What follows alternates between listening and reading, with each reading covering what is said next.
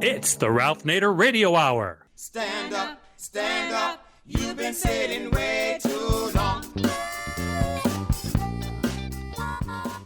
Welcome to the Ralph Nader Radio Hour. My name is Steve Scrovan, along with my co-host David Feldman. Hello, David. Hello, good morning. I'm really looking forward to learning about this subject today. Yeah, and to help us learn about that will be the man of the hour, Ralph Nader. Hello, Ralph. Hello, everybody. Yep, you'll hear about a lot of subjects you don't hear or see on radio and television. It's critical to understanding the whole function of money in the American economy.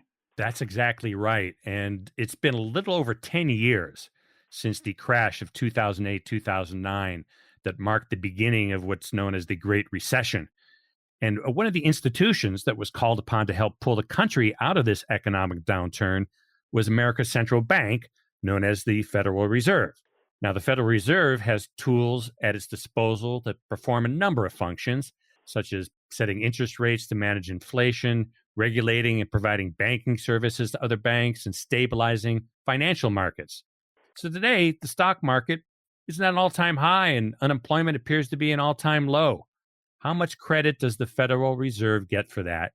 And is it truly a recovery for all? It's certainly been good for the global financial system, but what about people on Main Street, especially for those who lost their homes in the crisis and still struggle to make ends meet? On the show to help us answer that question is Sarah Bloom Raskin. Ms. Raskin has been a state bank regulator, a governor of the Federal Reserve, and the first female deputy of the U.S. Treasury Department. She has had a ringside seat to most of the decisions that have guided monetary policy since the Great Recession. So we look forward to getting her take on all of that. And of course, our corporate crime reporter, Russell Mokhiber, will, as always, fill us in on the latest crime in the suites. But first, let's find out if what's been good for the banks has really been good for the rest of us. David? Sarah Bloom Raskin has been a commissioner of financial regulation for the state of Maryland, who then went on to serve as a governor at the Federal Reserve from 2010 to 2014. From there, she became the first female deputy secretary of the United States Treasury from 2014 to 2017. A graduate of Harvard Law School, Ms. Raskin is currently a Rubenstein Fellow at Duke University. Welcome to the Ralph Nader Radio Hour, Sarah Bloom Raskin. Happy to be here. Welcome indeed, Sarah. Let's start with the Federal Reserve. Bill Greider in 2009, well after he wrote his book, Secrets of the Temple, on the Federal Reserve in 1987, was asked a question about the Federal Reserve when he started writing about it. And he said he found most people thought that the Federal Reserve was the place where they guarded the gold. They didn't know much about it. Can you explain some of the various functions of the Federal Reserve, which is our central bank, briefly for our listeners so we can dig into the details? Of course. And first of all, let me say that it's a pleasure to be able to talk about these topics because, as you say, Ralph, these are things that are of significance, deep significance to people's well-being, and yet people know so little about this institution. And of course, the institution of the Federal Reserve is meant to be helpful, to be useful, to actually be helping all corners of the economy thrive. So the fact that you're shedding light on it, I think, is really, really important and helping people learn to bear witness to the economy. And I'll say, also on Bill Greider, and we're sorry to have lost him because he really provided such an important breakthrough in his book, Secrets of the Temple, which was really one of the first plain-spoken discussions of what the Fed should be doing and what, in fact, it was doing. And there was, and I would argue continues to be, a gap in terms of the aspirations of what a central bank should be doing and how the central bank should be accountable to the people in this country versus what, in fact, that central bank has produced. So, as you say, it was something that was meant to work for all, but frankly, I'm not sure it is. And if you think about the economy, and you're pointing to the metrics, first of all, that this president likes to point to, which is a booming stock market and a low unemployment rate. Well, unfortunately, there are more metrics that go to economic well-being. And one of the first orders of the day is to make sure people understand that there's more to measuring the economy than just market performance or the unemployment rate. And we can talk about some of those missing measures, but if you think that those two measures alone can underscore for Americans some of the real anxiety and hardship that different communities are feeling right now, I think you're like on another planet. Let's talk about the Fed's power over interest rates. The Fed, by the way, is the most powerful regulator in the federal government, and I've never heard a right-wing Republican worry about overregulation. The Fed, they might disagree, but the Federal Reserve regulates interest rates. So much for the free market, by the way. And recently, it has been lowering interest rates, and since the 2008 collapse, interest rates have been very low. They went from 5%, for example, 4, 3, 2, and savings banks were given as little as 0.2% interest on people's savings. So Donald Trump did something no other president has done. He beat up on the Federal Reserve mercilessly. Drive down interest rates, because he wanted to pump up the stock market, among other things. And Jerome Powell is the chairman of the Federal Reserve, as you know, and the Federal Reserve has treasured its so-called independence from politics, except for the influence of banks. It actually supplies its own budget, doesn't ask Congress for money. It supplies its own budget, which it gets from assessments on the banks.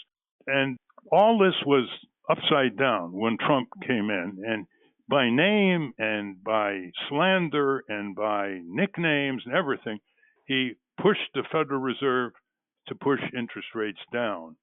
Do you think he intimidated the Federal Reserve? You think it worked?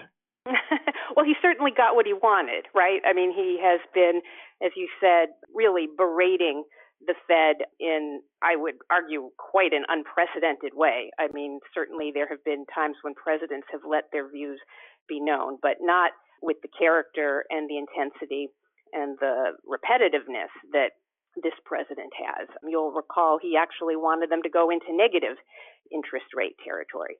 But regardless of, whether or not, the Fed yielded to pressure, your point is well taken, Ralph, because interest rates are critical to the experience of the economy, both from the perspective of borrowers and the perspective of savers, right? So when interest rates are lower, the economic, sort of the neoclassical economic idea here is that those lower interest rates will help, in essence, borrowers, that borrowers will be able to borrow and have access to credit at lower interest rates. Now, we can pause on that and ask, are lower interest rates, the sole criterion of access to sustainable, safe credit? And of course, we know there are many more factors that go into the ability to borrow and the ability to borrow on sustainable terms. For example, we know that there are predatory payday lenders and other kinds of players out there who prey really on people's inability to break out of any kind of debt trap. So there's notions here that go beyond really the level of interest rates. And of course, that level of interest rates has no bearing, on payday lenders. That's a very important point, because even though they lowered the interest rates for the banks borrowing from the Fed, that doesn't mean that credit card debtors don't get hit with huge interest rates spiking to 10, 20, 30% payday loans, rent-to-own rackets, etc. But you mentioned savers. Over the years, every time the Fed reduces the interest rate, I think of tens of millions of American savers, people who have their savings in savings banks, people who have money market accounts. We're talking trillions of dollars here, Fidelity, Vanguard, money market accounts. And they're getting less than 1% interest year after year after year. Nobody speaks for them in the Congress. I don't know anybody who, when they hear Trump saying the Fed must reduce interest rates, that he's cutting out critical supplementary income for tens of millions of people, many of them quite low income. Who defends? That's right. What who he's doing defends is these? he's Who pushing defends people. these people? That's right. It's a skew towards an inflated stock market bubble, right? Because what it does is essentially people need to save. They know that they need some retirement security. They need some kind of nest egg to prepare for the future, say for education or for health care. They need some kind of economic security. And these low interest rates, they just don't cut it.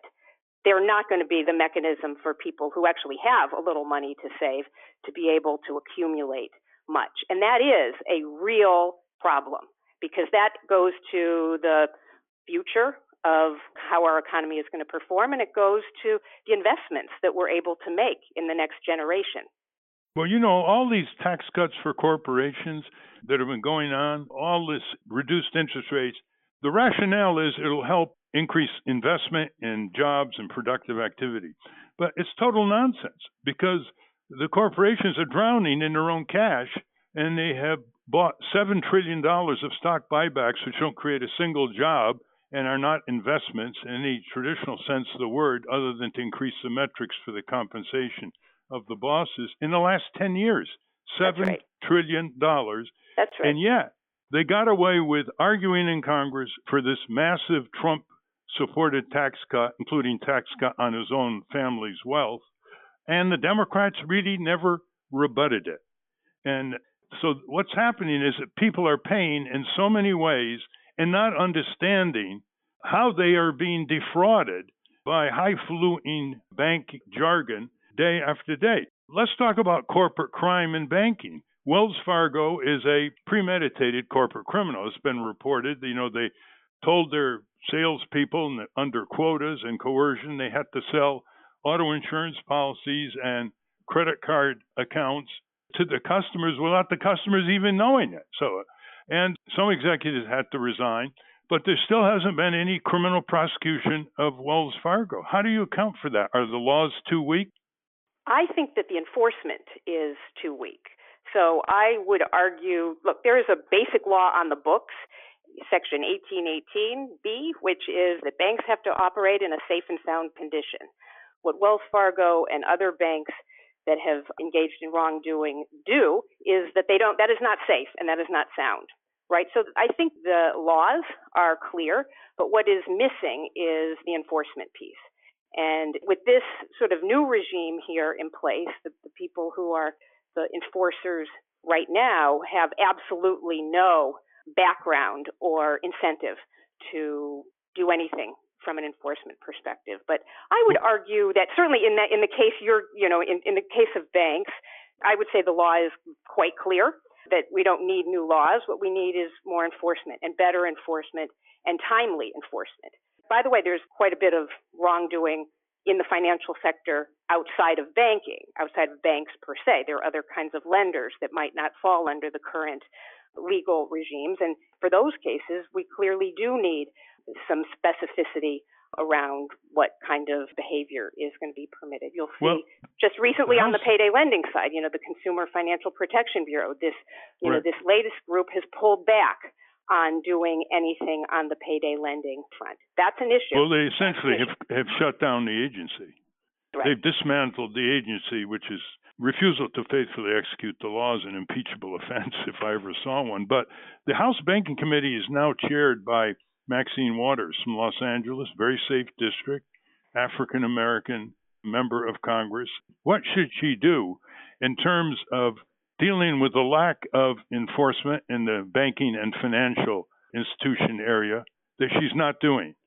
So I'm not 100% sure of what she has planned going forward, but I can say that if I were a staffer to her right now, I would be urging her to bring in some Americans who are experiencing real setbacks and real pain from what is happening in their communities and with their jobs and what their economic experiences have been. And I think she should try to understand what they are experiencing, and then she should tie it to the structure and performance of our banking sector and try to understand why we have a banking sector that has been, we've been told is highly profitable and operating in a safe and sound way, and yet is not serving the needs as well as creating paths of prosperity for many Americans.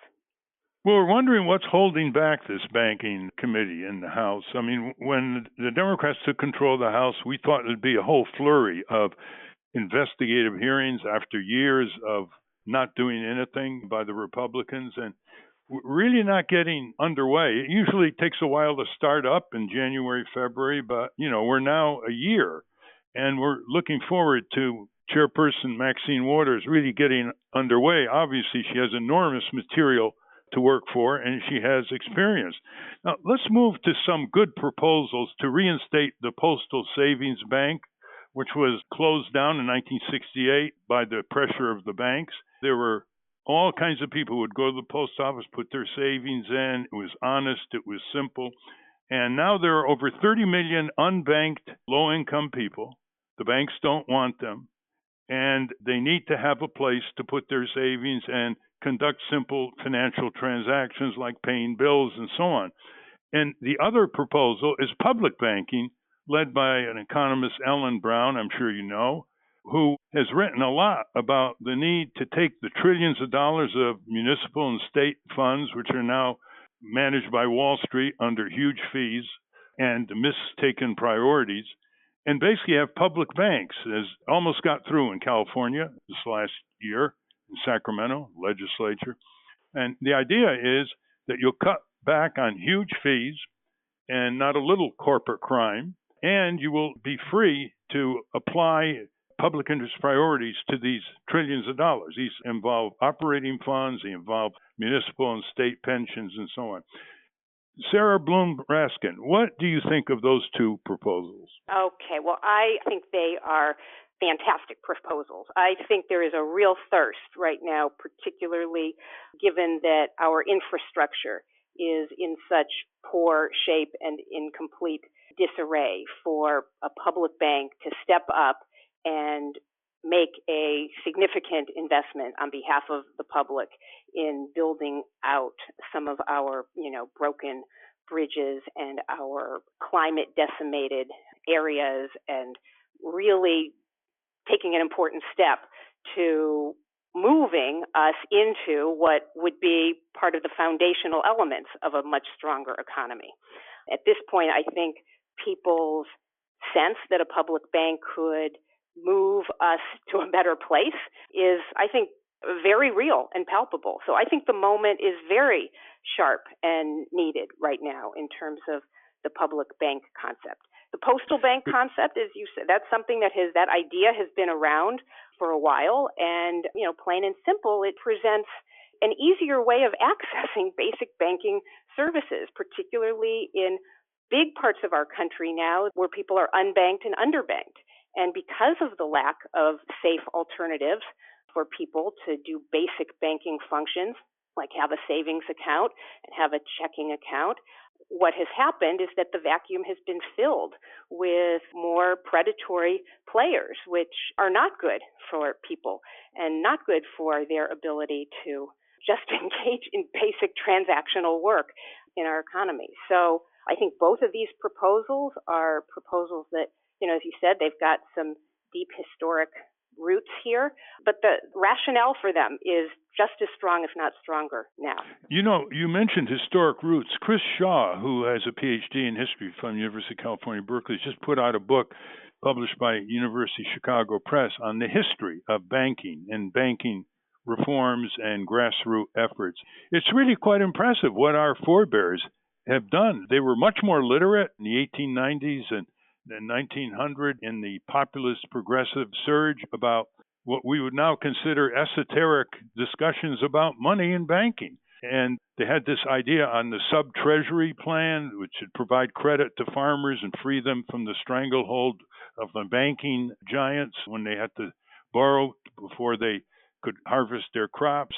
And Chris Shaw's book, I think, illustrates that we should be a little ashamed of ourselves, that we're far more passive, far more overcome by a sense of powerlessness than our forebears were. So, I have to relate right now, Sarah, a letter we got from Paul Lebo, who heard that you were coming on, and he said, quote, "I'm excited to hear that Sarah Bloom Raskin will be on talking about the Federal Reserve. Note that her husband and my congressman, Jamie Raskin, is a progressive hero. Ask her if she can explain how money is created in our economy." Right. Sure. Okay. Well, thanks, Paul, and a shout out to you. Thank you for that great question. So, the way money is created basically is through something that the Fed does called open market operations, right? So, what the Fed does, the way it injects money into the economy is, in essence, by buying up Treasury securities, Treasury bills, government debt, right? So, in essence, if the Fed determines that there needs to be more money in the economy, essentially what it does is it buys Treasuries, and in exchange for those Treasuries, it's buying them, right? So, it's putting money out. And it does this operationally it uses the New York Federal Reserve to actually engage in the operations. But essentially, that's it. That's the money creation mechanism. Similarly, if the Fed were deciding to contract, to do a more contractionary policy, what it would do it would sell Treasury securities, right? So it would, in essence, put securities out in the market, and in exchange for those securities, take in funds, and that would bring the money supply down. So that's the basic operation, the basic buy-sell of how money so-called gets created and how it actually gets diminished. Yeah, Paul Lebo, who you may know, he's the director of the Alliance for Just Money. His contact is monetaryalliance.org. He added in his question, Sarah, quote, that all money except coins is created by private commercial banks when they lend. And then you'll know she's the real deal if she agrees with that. Right. Do you? Yes.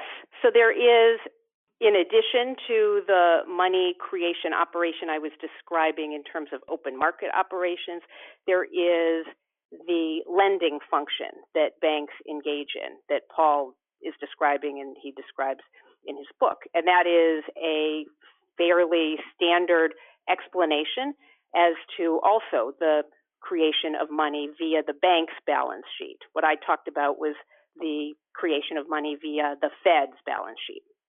But Paul is correct. You know, whenever I go around the country, Sarah, talking, there's always someone in the audience, almost invariably, who starts proposing a monetary reform theory. And afterwards, they come up and we have a little discussion. And I say the same thing to them. I say, unless you can make in plain language what you're talking about, you're never going to provoke a public discussion. You're never going to provoke a congressional hearing. You're never going to have presidential candidates talk about it. And as long as the U.S. has been the U.S., there are these advocates for monetary reform that say it would change the whole way our country operates in terms of its priorities and its economic preferences for the public. And it would take away power from the big banks and the Federal Reserve. Can you give us some explanation of what these people are talking about? Sure, I can. It brings to mind actually a kind of funny episode that I had while I was a Fed governor, which was from 2010 to 2014. So it was during the days where the Fed had clearly realized that it needed to respond to the financial crisis. It was, putting in place massive numbers of, liquidity facilities and, had opened the discount window way wide, had essentially engaged in massive amounts of monetary accommodation through QE, and we'll talk about that later, I hope.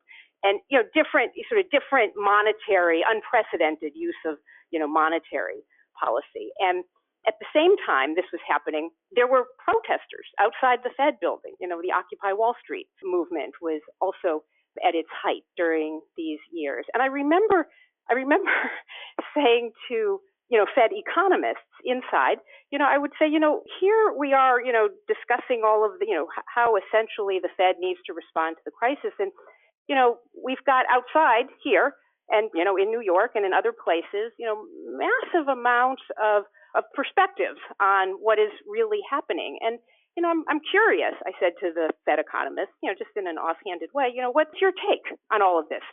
And they looked at me like like I was from another planet, essentially. Like, oh, well, those are political issues. Those aren't issues that essentially are related to what we're doing here. Well, that's completely wrong, Ralph.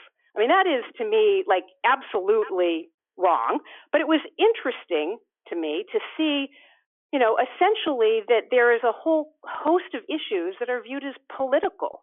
And these so-called political issues, the Fed believes, have nothing to do with their own mandates. And one obvious thing that was coming out of the Occupy Wall Street movement was, this notion of, income inequality and wealth inequality, right? What, in essence, was the Fed doing to address this? Were the Fed's, approaches even working when we had such wide disparities of income and wealth? These struck me as completely relevant questions.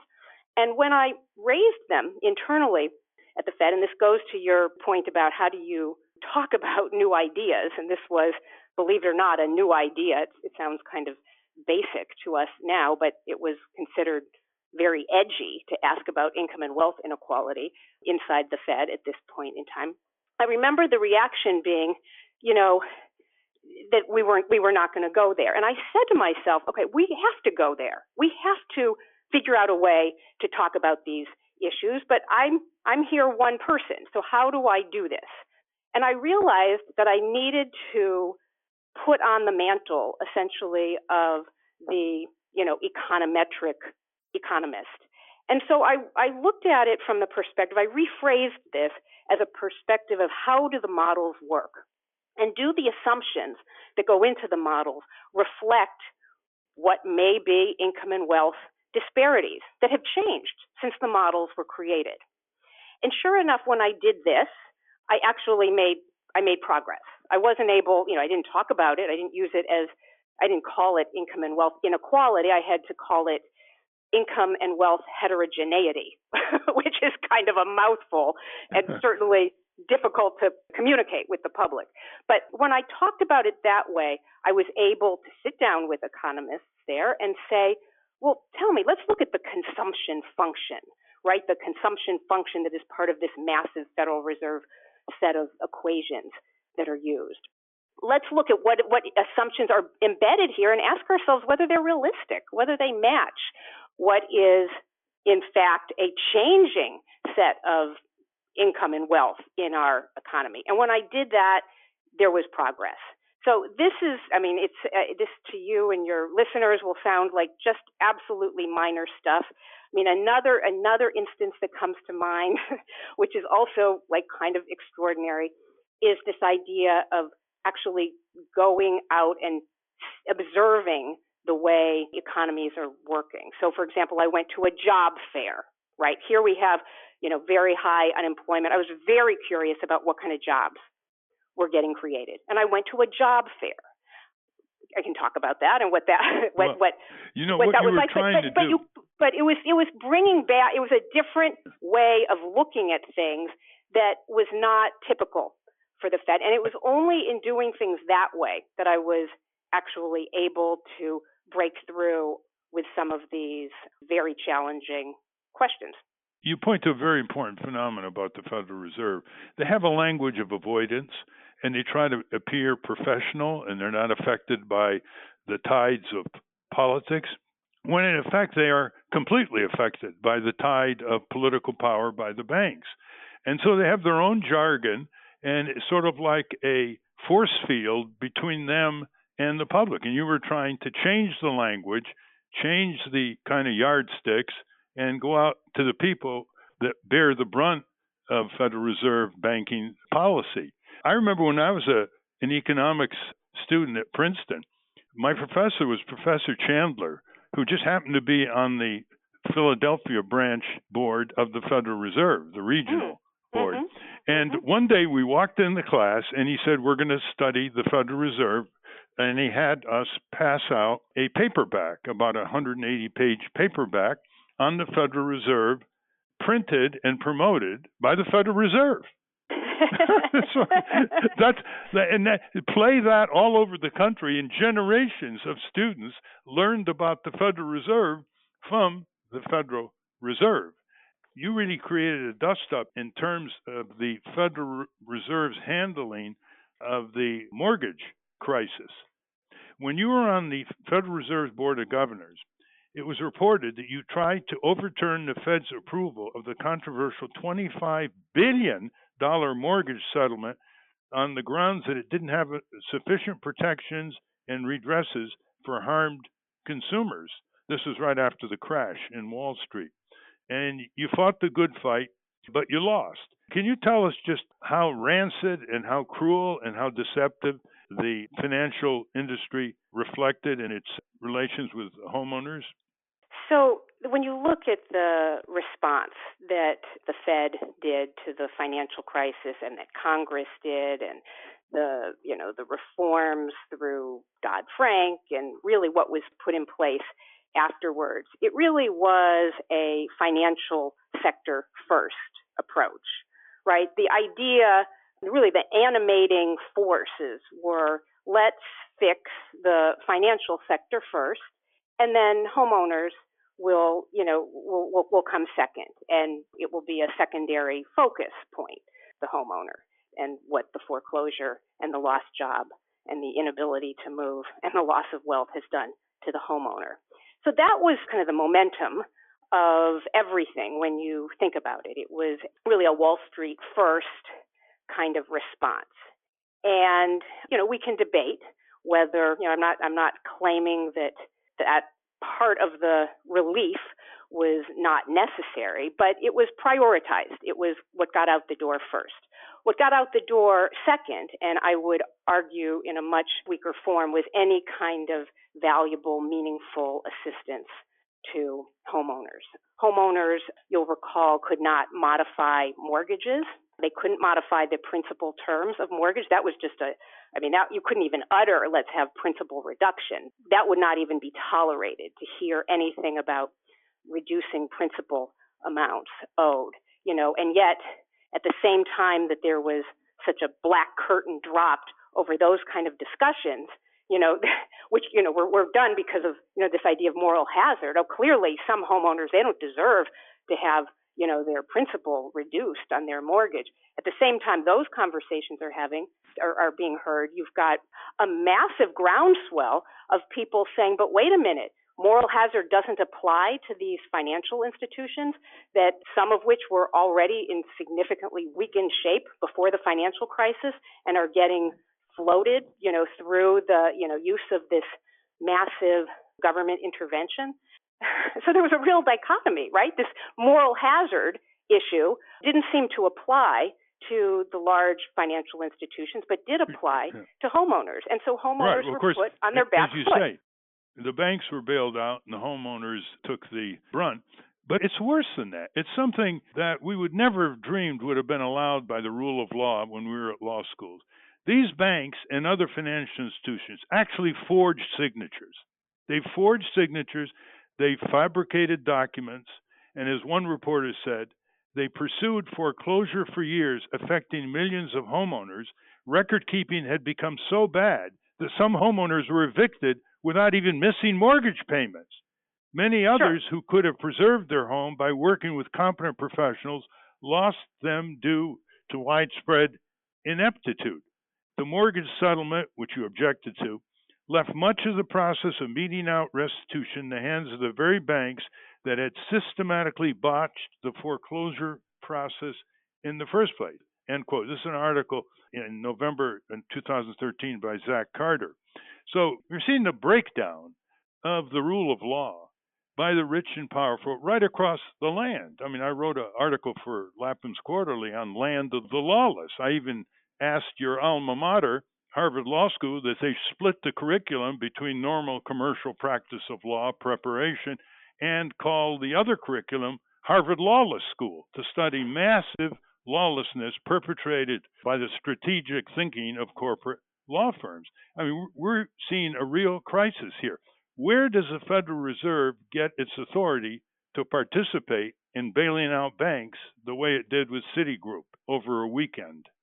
Right. So and this is, again, a point that I think is missed by most of the American public, which is, of course, the Fed is much more than about monetary policy alone. It's about regulatory policy. It's about enforcement over fair lending. It has a whole panoply of tools, of regulatory and enforcement tools that clearly it holds back on. It does very little with.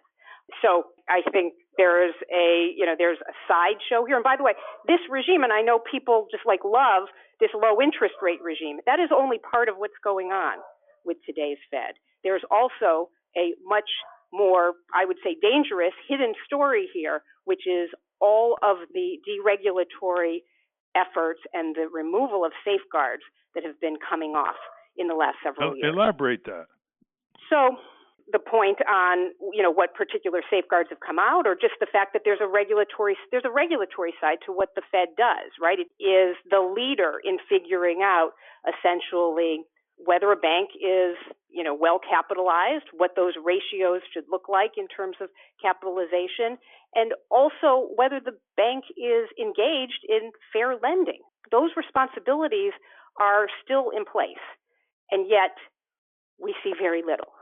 Most people don't know the Federal Reserve, under the law, is supposed to have consumer protection obligations and pursue full employment. Isn't that correct? Right. So the formal mandate of the Fed is to maximize employment and ensure price stability. The Fed also has a consumer-facing function, which I would argue is entirely marginalized. It's not at all the findings that that this group kind of uncovers are very rarely incorporated into the economic and regulatory decisions that the Fed undertakes. So you have inside the organization different silos which have different status, right? And the consumer affairs silo is not a silo that speaks regularly with the same force into the monetary affairs silo. So these are, structural problems that the Fed has that keep it from being able to, I would say, respond effectively, timely, and correctly to a lot of wrongdoing. Well, the one thing people probably will never understand is how does the Fed, in a policy called quantitative easing, how in a few years can the Fed pump all this liquidity and put itself in the red by $3 trillion to, in effect, subsidize the banks and pump up the stock market? And people are saying, $3 trillion, that could renovate all the public work needs of our country, rebuild and remodel public transit, bridges and highways and schools and community health clinics. What are they doing with that $3 trillion, and how can they create it? Where does it come from? Can you answer that? So the Fed's use of quantitative easing was quite unconventional at the time. So it had not been done prior to the financial crisis. It was one of these, break the glass kind of solutions that it was argued needed to be used because of how deep the financial crisis was. So essentially what it was, and it came in, it actually is popularly called QE, or quantitative easing, but inside the Fed it was called large-scale asset purchases, okay, LSAPs, large-scale asset purchases. Essentially, it was the use of the buy-sell of treasuries, but on a large scale. So instead of buying, say, maybe $10 million, $5 million worth of treasuries per quarter, it was going to ramp it up and essentially put that operation on steroids so that it was massive amounts of treasury purchases in exchange for massive amounts of money. And QE, you'll remember, Ralph, had different rounds, right? It started with kind of one big injection, right? Well, then that didn't seem to do much. That was QE1. So then there was another massive injection. And the second time it was like, let's pump it up and let's signal that we're going to keep it pumped up month after month after month. We're not going to do it like one shot. It's going to be several inoculations over and over again. And so some people called it a narcotic for Wall Street.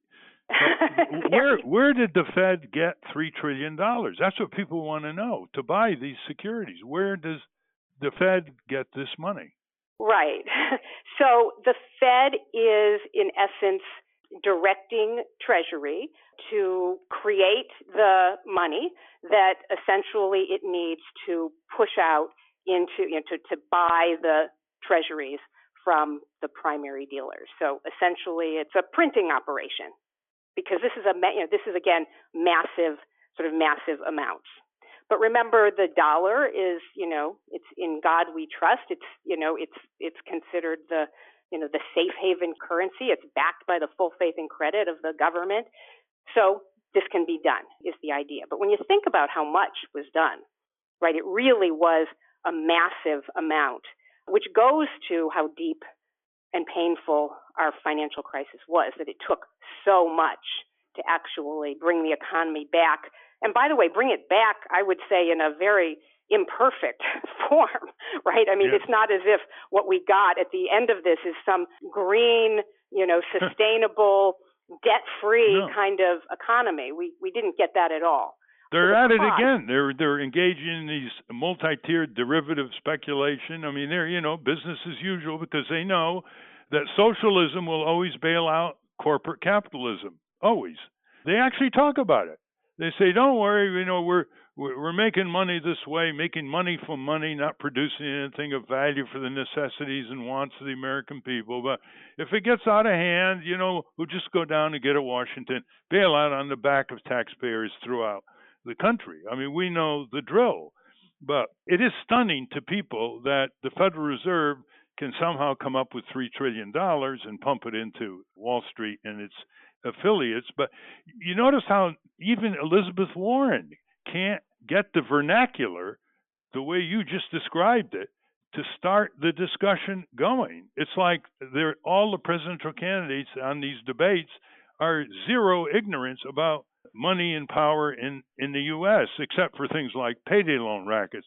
Now, before we close, I want to go back to your early comment on metrics or yardsticks. Whoever controls the yardsticks that measure what is considered progress in our economy controls the agenda. That's quite clear, and that's been true for hundreds of years. And when Alan Greenspan, the chairman of the Federal Board, would go up every year to the Joint Economic Committee and deliver his State of the Economy speech, he would say, "Our economy is in good shape," and then he'd talk about profits, he'd talk about employment levels, and he'd talk about inventory, but he wouldn't talk about child poverty. He wouldn't talk about consumer debt. He wouldn't talk about the ravages of corporate crime on homeowners and borrowers and consumers. He wouldn't talk about tens of millions of people underinsured or not insured in health care, and the thousands of people who die because they can't afford health insurance to get diagnosed and treated in time. I think the latest figure is about 40,000 a year. He wouldn't talk about other yardsticks whose revelation would challenge the power structure and how the economy is evaluated. Now, the fallout from this is it reduces the expectation of voters of what they should expect from the government and from the Federal Reserve in terms of managing the economy. For example, the Trump voters basically have such low expectations of what a president should be doing that they basically accept Trump's speeches and then go rah-rah.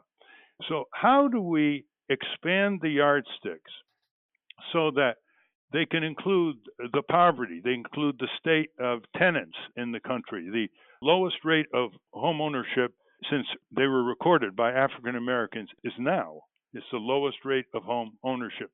How do we break the grip of the plutocratic control of yardstick measurement that favors them? But, for example, they talk about the stock market going up, but they don't talk about $10 trillion of corporate debt, which is an all-time record and is very risky if there's a downturn and interest rates go up. How would you suggest we broaden the yardsticks? I know this is part of the responsibility of the economics profession, but I'd like to hear your response. Right, and I think it's too important to leave at the doorstops of the economics profession, I'm afraid, because I think a lot of those statistics, as you so eloquently recited, those statistics exist, right? And the question is, how do they become relevant to policy debates? How do they become relevant to all the questions that we've been talking about in terms of doing something meaningful and effective to improve economic well-being? So those statistics, there are plenty of groups compiling them and making sure they're rigorous and underscoring particular methodologies and using them. I think that's all happening. The question is, how do they become part of the policy debate, which I think they have to.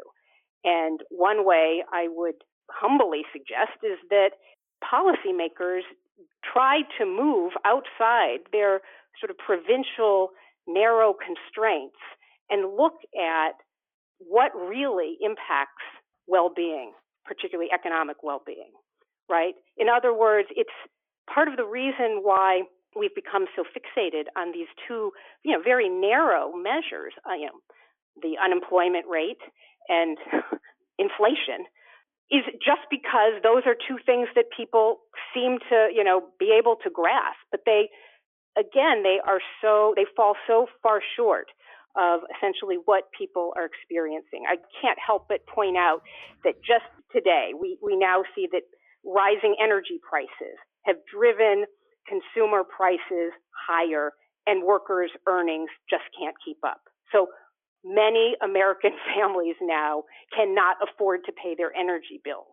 Why is that not a relevant discussion point in how we conduct monetary policy, how we conduct oversight over the financial sector, over the utility sector? Why are these discussion points not considered relevant? So this is a challenge, and if I think we need to figure out ways to bring those observations into discussion. And I would not say, it seemed to me, I think this is kind of an easy lift. And I'll just close by saying, this visit that I had to a job fair where I wanted to see what kind of jobs were being created, because of course everybody's so happy that we've got so many jobs. Well, what's the point of a job if essentially it doesn't pay enough to pay your utility bill?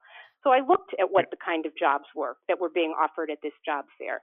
And what I heard and what I saw was something that I brought back into the discussion of the Federal Open Market Committee. And, in this particular case, I was seeing jobs that were, lifeguard jobs, swimming pool jobs, bank teller jobs, dog walking jobs.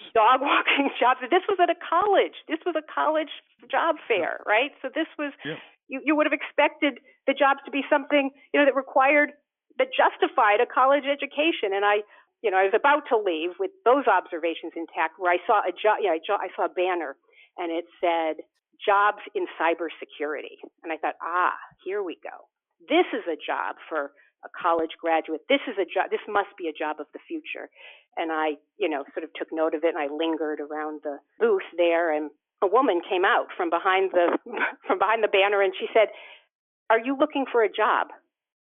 And I said, "Yes, I'm actually looking for a job. Well, what is this job?" And she told me what the job was.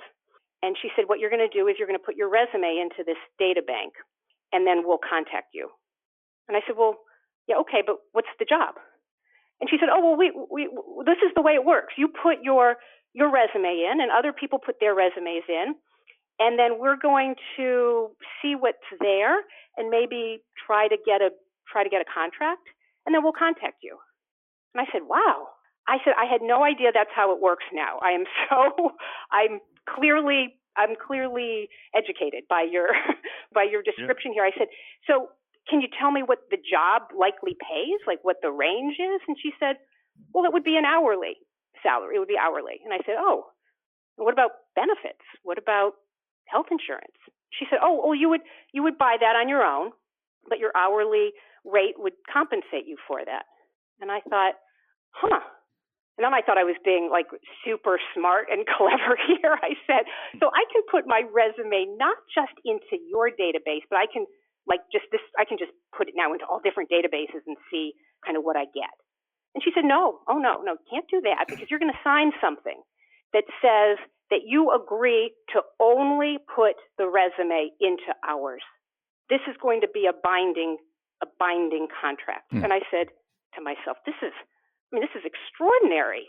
How in the world are people supposed to get jobs that pay, that are going to be sustainable going forward? So I went back to the Fed, and I talked about this. I was part of me was like, the Fed is not going to like to hear it. This is not the stuff they talk about. They argue about footnotes in quantitative studies and that kind of thing. This is not going to be of interest to them. But then I thought to myself, you know what, I'm going to do it. I'm going to talk about it. And I did talk about it. And you would have thought that I essentially had said, I went to Mars, and this is what I saw there. It was so completely disconnected from how essentially they are looking at things. So that's just an idea of what you can do.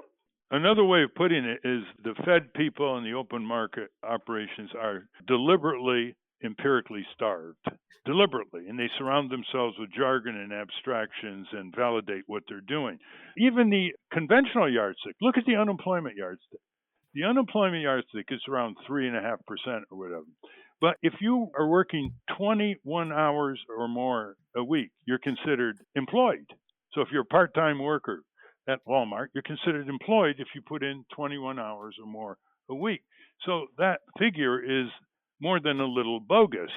And the quality of jobs, which you're alluding to, is now being put forward by some groups that you can't just talk about jobs, you've got to talk quality jobs. Are they steel maker jobs or are they McDonald's jobs?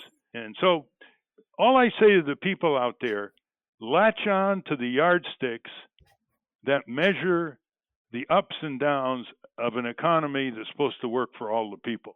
Don't get sucked in by yardsticks that come out of professional corporate economists and Wall Street. Because if you accept their yardsticks, and the same holds true for politicians, if you accept their yardsticks, you are subordinating yourself to their power. We have to have democratic yardsticks, and as Sarah Bloom Raskin just pointed out, there are a lot of statistics that are already around for child poverty, for example, for the decline in home ownership among minorities, for example, for the inadequacy of public transit, where we can start getting these yardsticks in the political process, focusing on those 535 members of Congress. A lot of what you said should be the subject of congressional hearings in the House of Representatives, with one chair after another being quite progressive people. We're still waiting for these hearings. We've been talking with Sarah Bloom Raskin, who has great experience in the upper echelons of the Federal Reserve and the Treasury. We hope she'll write a book about it someday, and we hope she'll be given a feature role in upcoming House of Representatives congressional hearings. Thank you very much, Sarah. Thank you. It's been a pleasure being on your show. We've been speaking with former Fed Governor and Deputy Treasury Secretary Sarah Bloom Raskin. We will link to her work at ralphnaderradiohour.com. Now we're going to take a short break and check in with our corporate crime reporter, Russell Mokhiber. When we come back, Ralph is going to do a tribute to William Greider. You're listening to the Ralph Nader Radio Hour. Back in a minute. From the National Press Building in Washington, D.C., this is your Corporate Crime Reporter Morning Minute for Friday, January 17, 2020. I'm Russell Mokhiber. Boeing released more than 100 pages of documents to Congress last week detailing internal messages that reveal how, during certification of the 737 MAX, company employees spoke of deceiving international air safety regulators and Boeing's airline customers and successfully fought off moves over several years to require anything but minimal pilot training for the new airplane. That's according to a report in the Seattle Times. The documents include derogatory references to the Federal Aviation Administration and foreign regulators, to simulator supplier TRU, and to airline customers. Quote, "This airplane is designed by clowns who are in turn supervised by monkeys," unquote, one Boeing pilot wrote to another in a 2017 exchange. Boeing issued an apology as it released the documents and promised to take disciplinary action against the individuals involved. For the Corporate Crime Reporter, I'm Russell Mokhiber. Thank you, Russell. I wanted to take a moment here to acknowledge the passing of the great political and economic reporter, William Greider, who, apropos to this particular episode, he's already been mentioned, wrote about the Federal Reserve in his book, Secrets of the Temple, as well as subjects like American Democracy, the Military-Industrial Complex, and Globalization. And Ralph, as a young reporter writing for the Washington Post in the 1960s, he was the one who coined the term Nader's Raiders, wasn't he? Yes. All you say about Bill Greider is true, and there's much more. He was a great reporter because he read a lot. He knew about the political economy. He bridged politics and economic writing. His groundbreaking book, Secrets of the Temple, blew the cover off the Federal Reserve. And his book, a few years later, in 1992, Who Will Tell the People, was the subject of a public television series, which made, of course, the book a bestseller, something that PBS doesn't do much anymore. And he's really a great loss. He became the political correspondent for Rolling Stone. I asked him, why Rolling Stone? He said, because that's the audience you want to reach. And then he became later the political correspondent of The Nation magazine. He's a fellow Princetonian. We're going to miss him in more ways than one. There are very few William Greiders in journalism today. Thank you for that, Ralph. Well, that's our show. I want to thank our guest again, Sarah Bloom Raskin. For those of you listening on the radio, that's our show. For you podcast listeners, stay tuned for some bonus material we call the wrap-up. A transcript of this show will appear on the Ralph Nader Radio Hour website soon after the episode is posted. Subscribe to us on our Ralph Nader Radio Hour YouTube channel. And for Ralph Nader's weekly column, it's free. Go to nader.org. For more from Russell Mokhiber, go to corporatecrimereporter.com. And Ralph has got 3 books out. The Fable, How the Rats Reformed the Congress. To acquire a copy of that, go to ratsreformcongress.org. To The Ramparts, How Bush and Obama Paved the Way for the Trump presidency and Why It Isn't Too Late to Reverse Course. And Fake President, which he wrote along with Mark Green. We spoke about that a few weeks ago. We'll link to all of those. The producers of the Ralph Nader Radio Hour are Jimmy Lee Wirt and Matthew Marin. Our executive producer is Alan Minsky. Our theme music, Stand Up, Rise Up, was written and performed by Kemp Harris. Our proofreader is Elizabeth Solomon. Join us next week on the Ralph Nader Radio Hour when we speak with Lori Wallach of Public Citizens Global Trade Watch. She's going to give us the rundown on the newly minted trade deal that replaced NAFTA with the USMCA. Thank you, Ralph. Thank you, everybody. Congress is in the news. That means the Rats Reform Congress needs to be read. It's how you can empower yourself and your friends and neighbors to be a very important factor on your 2 senators and representatives. And you can laugh yourself seriously in this book. People are ordering it 5 at a time. Go to ratsreformcongress.org and tell young people, readers think and thinkers read, the precursor to democratic action. Hi, this is Jimmy Lee Wirt, producer of the Ralph Nader Radio Hour, and welcome to the wrap-up. We have a lot of extras today, starting with Ralph asking a question of Sarah Bloom Raskin about tariffs. But you were in the Secretary of Treasury. You were number 2, and I've got to ask you this question. Donald Trump brags about bringing in tens of billions of dollars from tariffs on products from China and other countries. And the farmers of America were hurting because they lost a lot of soybean and other sales to China. So he is pumping a lot of money and subsidizing the farmers for the losses. Here's my question, which I have no idea the answer to. All these tens of billions of dollars are put into the general fund of the Treasury. Under the Constitution, only the Congress can appropriate funds. How are these tens of billions of dollars being used by the executive branch without congressional appropriation? Can't wait for your answer. No. So you're exactly right with what's happening with the tariffs, right? So the tariffs are bringing money in. Now, of course, they're not bringing that much in because we also know, that a lot of firms have argued that they need exemptions, okay? So there's these exemptions, this exemptive authority that is, I think, worthy of a whole separate discussion, like what Of firms course, Tim Cook and get. Apple got an exemption from Donald Trump. There's a lot of dark situations of who gets these waivers, who doesn't. It's keeping a lot of lawyers busy, but the money is. But also, it's happening in the shadows. Again, in the shadows, without a lot of people understanding that this is like pure corporate cronyism, and shakedowns going on in terms of which kind of firms are getting access. But in any event, he can say that some tariff money is trickling in. Of course, we know how little it actually is because, one, he's had to offset so much of it in terms of what he is having to spend and, give out to farmers, right? So we've got essentially that offsetting it. We have the exemptions offsetting it. And we also know just by looking at the top line numbers that our deficit is the highest that it has ever been in American history. The amount that the deficit has grown since this president came to power exceeds what in 1 year the last president had added to the deficit. So are you saying they're using the money to pay down the deficit? no, they're not paying down the deficit. The deficit is actually growing, and I'm arguing that I don't think there's much money coming in. But let's say there are a few billions of dollars coming in. And by the way, he's saying China pays these tariffs when obviously consumers end up paying tariffs and higher prices on imports. But let's say there are several $billion in the general fund of the Treasury. Can he actually divert that to the farmers or divert that to paying into the federal debt reduction, even though other forces are pushing the debt up? Yeah, I know this president has been famous for diverting funds earmarked for one purpose into another.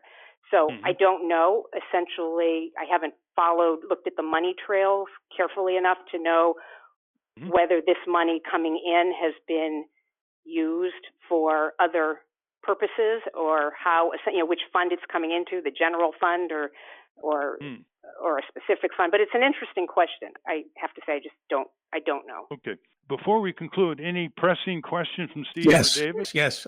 I have a question about the yardsticks, Ralph. Bobby Kennedy said the GDP measures everything but what makes life worth living. Alan Minsky, the executive producer of this show, told me that I add more to the GDP by getting hit by a car than I do by working at my job. You talk about changing the yardsticks, but when you look at NATO, the European countries have to spend a certain percentage of their GDP or gross national product on defense. In the EU, there has to be a certain debt to GDP ratio. In America, are we allowed to change the yardsticks without conferring with other central bankers in Europe? Yeah, for me or Ralph? Do we have Sarah, it seems so undemocratic. Are we allowed to change our yardsticks here in America without conferring with the EU, with NATO, with the World Trade Organization? Because I would assume this yardstick is an international conceit that we're not allowed to change it. It would destroy how we measure commerce and world trade. Right. Well, clearly we want to measure things, right? We want the measurement to happen. But in terms of how it's done and what is included and what is excluded, or what kind of warnings are attached to what is included, I think there's considerable bandwidth and discretion for us can Germany to explore measure its those ideas. I'm sorry to interrupt you, but is Germany allowed to measure its economic growth differently than the way the United States measures its economic growth? Oh, I'm sure it does. I don't know Are those exactly numbers I don't know the valid? German legal system to know enough what they're confined by law doing, but the law doesn't set out that when you measure GDP, you must include the following. That's not a matter of law. That has been turned over to the Bureau of Labor Statistics, to different bureaus, essentially, to decide what it is that you include and what you exclude. So when Greece says to the EU, this is our debt to GDP ratio, does Yeah, the they've got EU I don't know how they define debt. I don't know how they define GDP. I'm not sure they're doing it the same way that it's being done in the rest of the world. So it's not a universal metric. Not that I'm aware of. This was so great. This is the first time I actually was able to understand what good. this was so. Good. I wish we Good. listen, Good. and it's so undemocratic. It's just Exactly. Isn't that? It's stunning how undemocratic it is. And I think Ralph puts his finger on it when he says, essentially it's so complicated. People just go along with these simple things and they think that's all government, can do. And by the way, we've kind of, we've dumbed down government too, so that's all that they can do. But this all needs to get, explored and rebuilt. Now David and Steve try to make sense of what they've heard on the show today without Ralph. there is an underserved market for a discussion about the Federal Reserve. It's undemocratic. It's owned by the banks. And it's a danger to the political conversation because nobody understands it. So they change the subject. And once you change the subject because people don't understand something, that's ripe for abuse. The banks don't want us to understand the Federal Reserve. I agree. So let's do our listeners a service here and have you and me, a couple of mooks, unpack what we just heard to try to distill it. And I'll start by saying this is what I learned, and it was about the metrics, because I started the program by calling out those two metrics about the stock market and the unemployment rate. And this is what I heard. And you can elaborate or correct me if I'm wrong. Basically, the message was those aren't the only two metrics. Those are metrics that measure growth and really what the well-to-do are good. Because, correct me if I'm wrong, 80% of the population is not in the stock market. Is that right? Is that your understanding? That's my understanding. Yeah. So 20%, that's stock market's great for 20%. I suppose there's some trickle down effects of that. But as Ralph says, a lot of these corporate profits are going to stock buybacks. So that's one metric. I would say that the jobs metric, and this is what I understand from this conversation, is that nobody's asking what the quality of the jobs are. Is it Uber? Is it any kind of things? Are those being counted? What are those jobs paying? How many jobs do you have to be able to pay your electric bill? Right.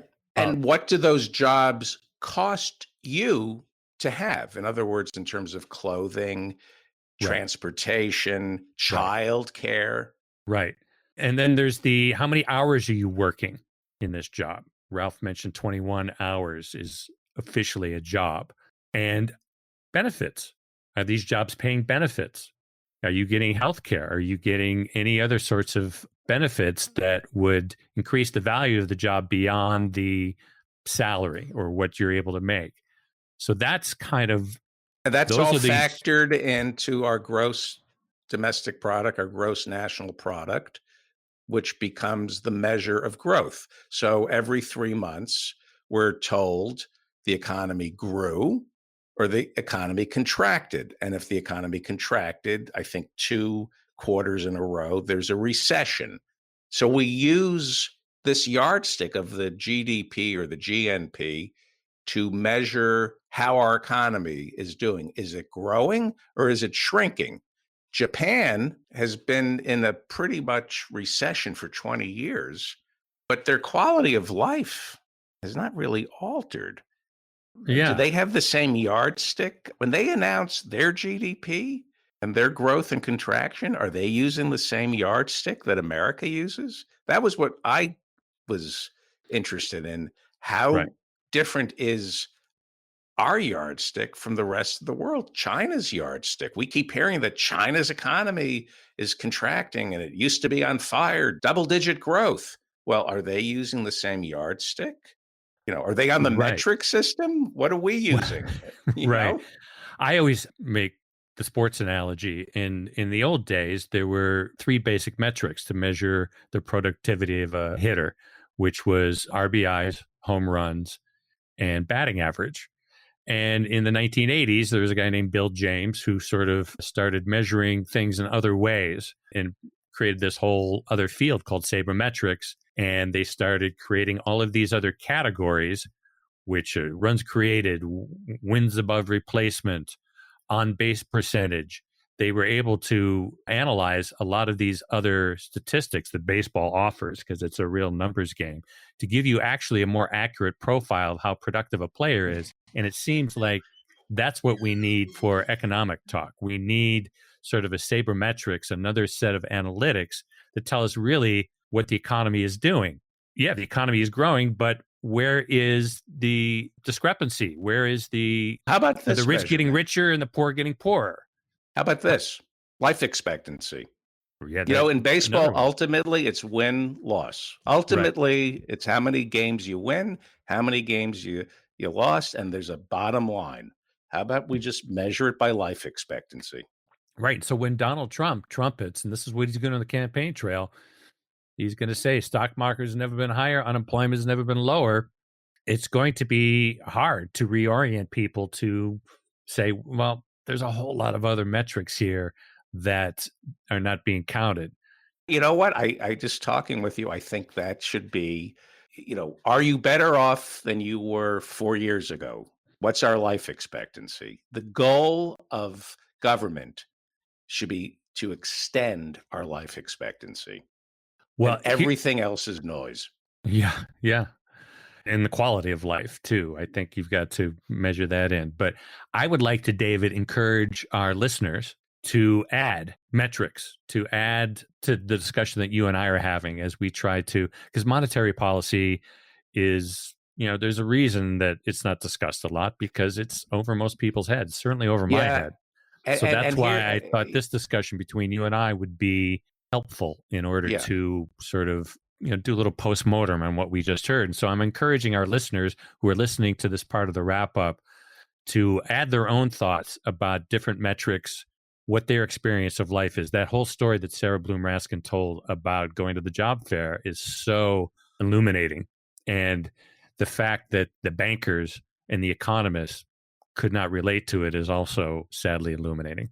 yeah. I'd love to hear from the listeners what they would like to add to the metrics. But here's my problem with what you said about baseball, changing the metrics, adding new ways to score the economy. Hmm. That becomes the province of Harvard educated technocrats who sequester the information and then twist it and turn it and make it sing so that the richest 1% always, or the hyper educated, always remain supreme.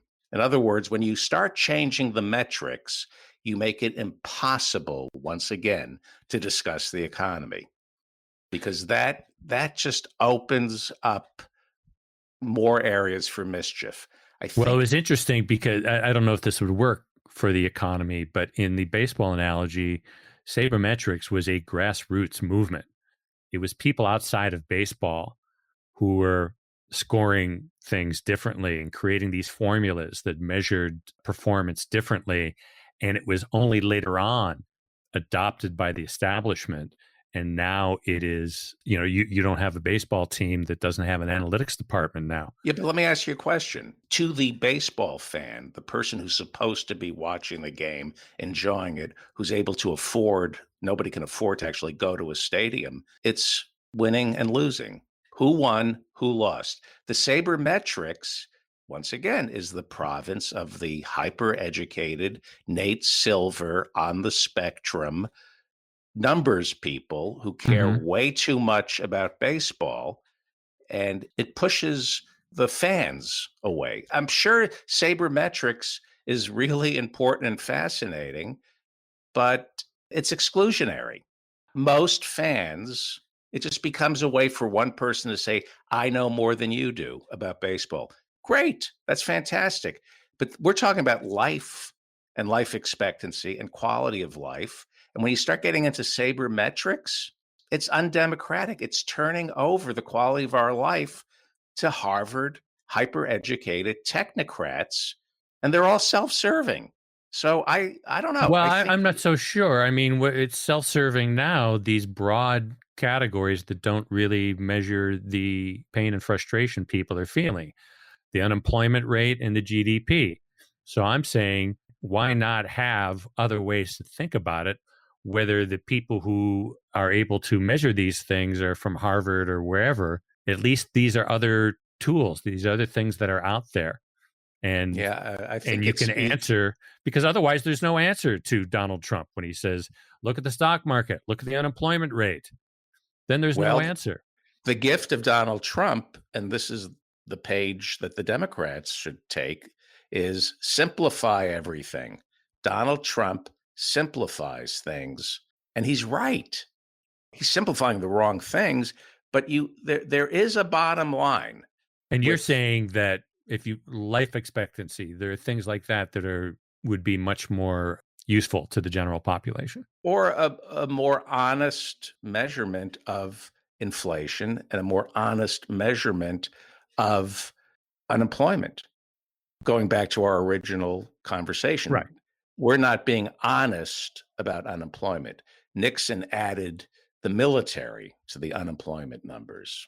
Right. And that brings me to another metric that doesn't also get is how many people have stopped looking for a job. Exactly. And so maybe we just need to go back to basics and say how many people are really employed and how many people are really unemployed. We need to define what a job actually is. It's 40 hours a week. That doesn't put you into poverty. I think that's pretty simple. I think, a simple way to measure unemployment is to say, do you have a job? And does your job pay you enough so that you're not in poverty? The working poor, if you're part of the working poor, you're employed. That's a bogus number. So I think instead of looking for sabermetrics, maybe it's just let's be more honest about the unemployment rate. And when we talk about inflation, let's be honest about inflation. Nobody can afford health care. Right. So I don't know how it's possible that health care is like 1/3 or 1/4 of our economy, and yet inflation is zero. Or when we talk about education, nobody can afford a private college. Right. How is that not factored into inflation? These numbers are not true. These numbers are not true. So I say get back to basics. Let's redefine what inflation means and what unemployment means. Why add new yardstick? Why change the yardsticks? Be honest about unemployment and inflation. Right. Right. So listeners, add to this conversation. Go to our website, go to ralphnaderradiohour.com, give us a comment, send us a letter in our inbox, however you want to reach out. We're on Facebook. Do that. Let's hear your ideas about what David and I just unpacked from this conversation with Sarah Bloom Raskin. Can I just brag to the listeners? Yeah. How many episodes have we done? Well, there's some dispute about that. And one of our listeners who has actually gone to the trouble of counting them says we are counting them wrong. And I don't disbelieve him. I just think it's too late to change the numbers. Yes. So this is exactly what we're talking about. Speaking of yardsticks, I've got us at 306. It depends on if you count. We did do a couple of highlight episodes. Yes. And Alan Minsky at KPFK gives me a different number. I went with his number. This is 306. This is 306. But it could be 305, could be 304. Right. It's not more than 306. How many of are we measuring the shows that make life worth living, as Bobby Kennedy said, or are we just measuring all the shows? And are we measuring the shows? It's a gross number. Okay. And are we measuring, when you say 306, does that include the shows that you hosted without me and the shows that I hosted without you? The shows that I hosted without you, I count double. What I'm saying is, there are many ways to measure the exact number of Ralph Nader radio hours that have been done. I choose to measure the episodes where all three of us, including Russell Mokhiber, were included. Yeah. Is that really a Ralph Nader radio hour if it's just Steve Scrovan and Ralph without David Feldman and Russell Mokhiber? Of course not. So it may be 250. Yeah. So I guess, we should take our own counsel here. We're saying that economists need to come up with new measurements for the economy. We can't even count our own shows. The point I was trying to make before we wrap up the wrap-up is I have talked to Ralph Nader how many times? Over 300 times. More than 300 times in my life. Those are the times that were not against his will. Right. This doesn't include the wrap-up of the wrap-up where I'm going, Ralph, one more thing. I know you have to go, but or when you've accosted him in person, all of those things. We're not counting those. We're not counting. But I have once a week for the past 5 years, and I'm not trying to lord this over you, Steve Scrovan, but once a week for the past 5 years, I have spoken or been on the line with Ralph Nader. Yeah. Just so when you talk to me, show a little respect. That's all I'm saying. Okay. You know what? And I love the documentary you did about him called An Unreasonable Man. Oh, wait a minute. That was me. Yes, but I probably saw it more times than you did. You directed that would be tough. But I watched it more times than you. Yeah. So. I don't know about that either. All right, this is getting all right. We've got to wrap up. Yeah, it's a little. Listeners, you had your job. Give us your feedback on this conversation. Correct me and my partner here, or elaborate on what we're saying. But go to the website, go to Facebook, but mainly go to the website and tell us what you think. Thanks a lot. And that's a wrap. Join us next week on the Ralph Nader Radio Hour. Until next time. Stand